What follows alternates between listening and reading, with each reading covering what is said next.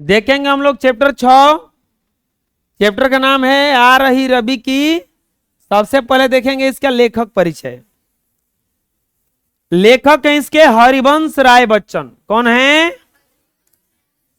हरिवंश राय बच्चन का जन्म यूपी के इलाहाबाद शहर में 27 नवंबर 1907 को हुआ था। अभी महादेवी वर्मा का भी जन्म 1907 में हुआ था। बच्चन माता पिता द्वारा प्यार से दिया गया उपनाम था। इनके माता पिता प्यार से इनको बच्चन बुलाए।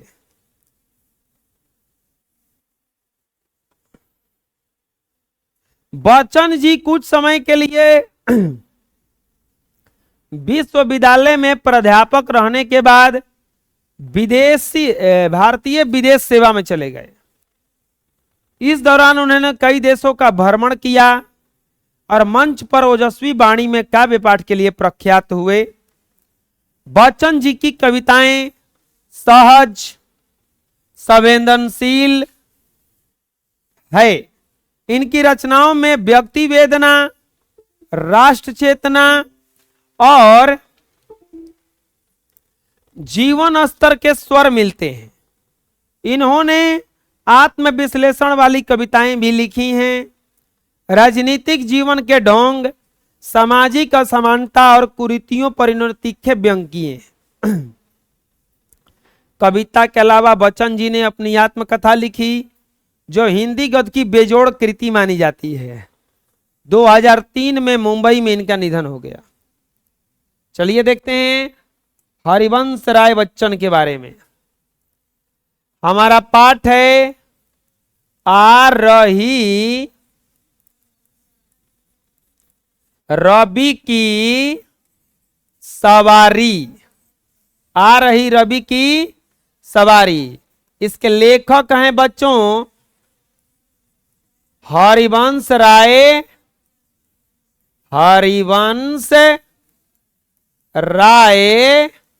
बच्चन। हरिवंश राय बच्चन। जन्म हुआ था 1907 में इलाहाबाद शहर में। कहां जन्म हुआ था इनका?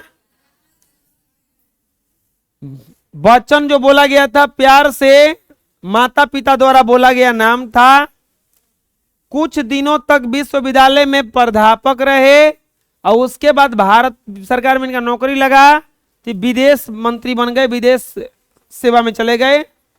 इसके बाद बहुत सारे देशों में भ्रमण किया, कुछ बोले और उसी से प्रसिद्ध हो गए। इन्होंने बहुत सारी कविताएं लिखी और अपनी आत्मकथा लिखा कि हम कैसे क्या क्या हैं। 2003 में इनका मृत्यु हो गया। बड़ी दिन जिए जी ना। बच्चन जी की प्रमुख कृतियां हैं मधुशाला, मधुबाला, निशा निमंत्रण, एकांत संगीत, मिलन यामिनी, आरती और अंगारें, टूटती चट्टानें, रूप तरिंगिनी सभी कविता संग्रह हैं। आत्मकथा के 4 खंड क्या भूलूं क्या याद करूं, नीड़ का निर्माण कर, बसेरे से दूर, 10 द्वार से सोपान तक। बच्चन जी साहित्य अकादमी पुरस्कार, सोवियत लैंड नेहरू पुरस्कार और सरस्वती सम्मान से सम्मानित किया गया है। बच्चन जी को बहुत सारा पुरस्कार भी मिला जिसमें साहित्य अकादमी पुरस्कार, सोवियत लैंड नेहरू पुरस्कार और सरस्वती सम्मान। प्रस्तुत कविता आ रही रवि की सवारी बच्चन जी के कविता संकलन निशा निमंत्रण से ली गई है।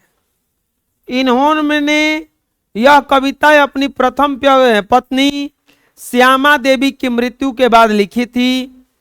युग जीवन की निराश मस्ती को रूपांतरित कर लेने वाले बच्चन जी के व्यक्तिगत जीवन में जब यह घटना घटी तो वे मधु गीत गा न सके।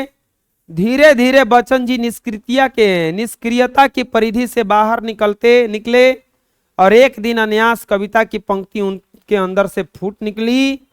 यह निशा निमंत्रण की पहली पंक्ति थी। साथ ही कवि का काव्य दूसरे चरण में प्रवेश किया। निशा निमंत्रण में बच्चन की काव्य प्रतिभा का विस्फोट हुआ।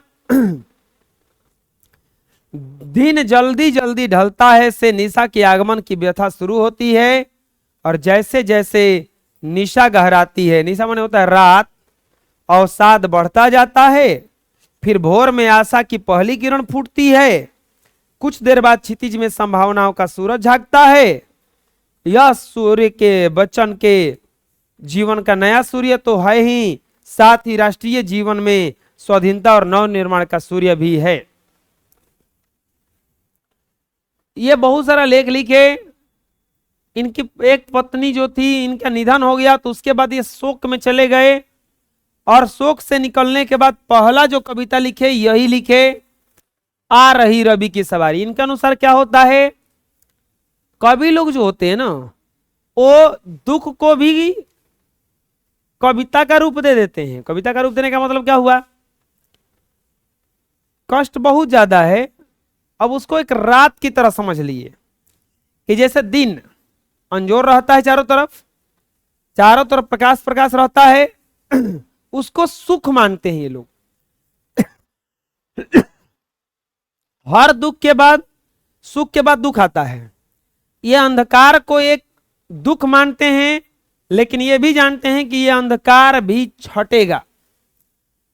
12 घंटे बाद फिर से सूर्य उगेगा, और फिर से इस अंधकार को बिल्कुल क्या कर देगा, समाप्त कर देगा। दुख भी वैसा ही होता है, आता है तो लोग निराश हो जाते हैं। निराश होने वाला कोई बात नहीं है। दुख आता है तो सुख भी आता है, बुरा समय आया है तो अच्छा समय भी आएगा, और अच्छा समय चल रहा है तो बुरा समय भी आएगा। तो यही दोनों को, इसी को समझाना चाहते हैं। चलो बोलो। हरिवंश राय बच्चन जी हमारे 9 क्लास के पाठ में, किताब में कौन सा पाठ लिखे हैं, आ रही रवि की सवारी। इनका जन्म हुआ था 27 नवंबर 1907 को।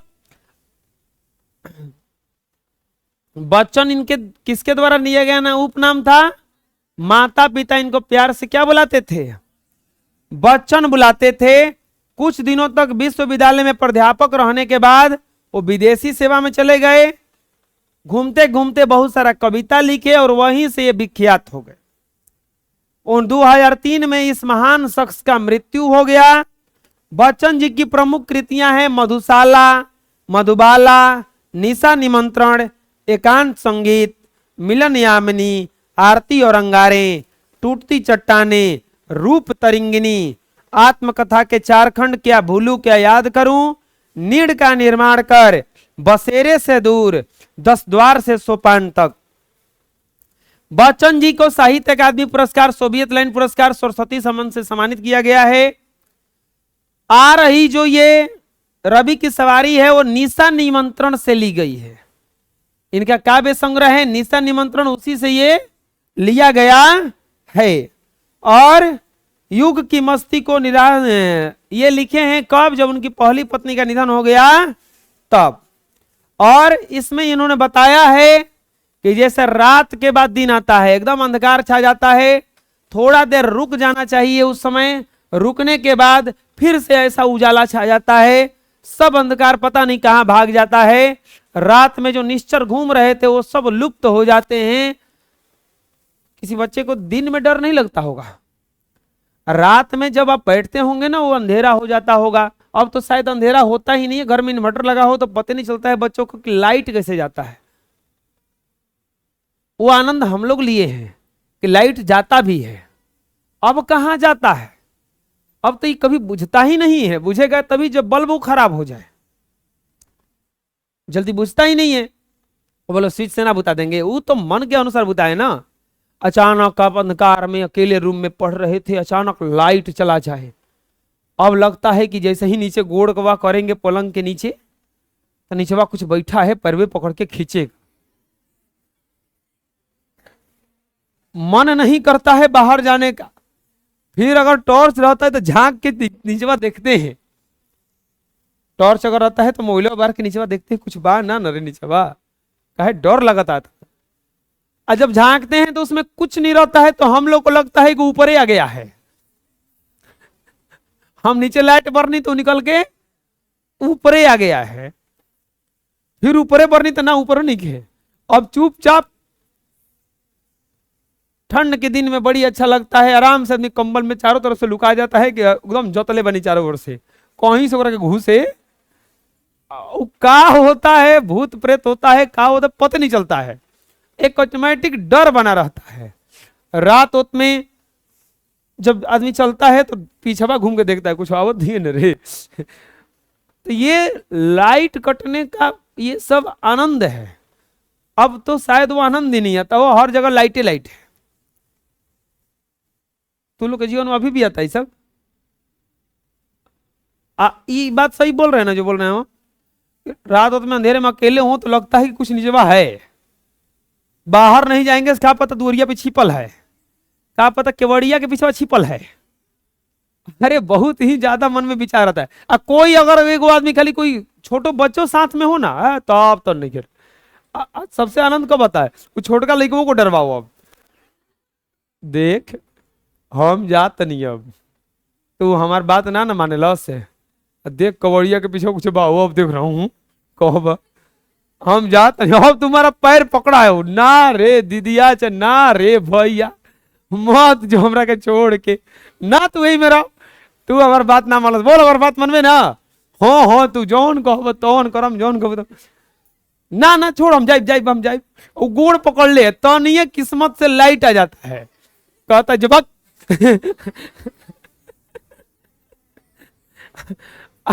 वो दुख में बड़ा आनंद आता है उसको सताने में। वो एकदम सच में डरता है। वो हो देख देख होका परछाई बा ना हो, देखो अब देखो मनीष के परछाई बन रहे ना जा, देख परछाई बा ना, देख करे परछाई हो सोही में। वो और बड़ा बड़ा आंख करके इसे लुकाई लेने, तब लुकवा उसको। तो वही कह रहे हैं कि अगर ऐसा सब कष्ट आता है तो फिर वो कष्ट से निवारण करने का भी बात आता। बात समझ में आएगा? ठीक।